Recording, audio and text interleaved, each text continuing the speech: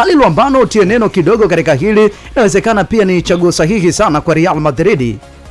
Kwa Real Madrid ni chaguo sahihi kwa Xabi Alonso. Tumezungumza mara nyingi hapa kutokana na passion yake kwenye mchezo, namna ambavyo anajua kuweza kuimprove team performance, lakini pia jinsi ambavyo anaweza kumimprove mchezaji mmoja mmoja. Passion yake mwenyewe pia kutaka kujiintroduce kama miongoni mwa makocha wakubwa zaidi duniani, na Real Madrid ni platform ya kuweza kukutambulisha zaidi duniani kama ni miongoni mwa makocha wakubwa. Tulishuhudia pia Zinedine Zidane, mwalimu ambaye alikuwa hana historia kubwa sana kwenye soka la hapa duniani.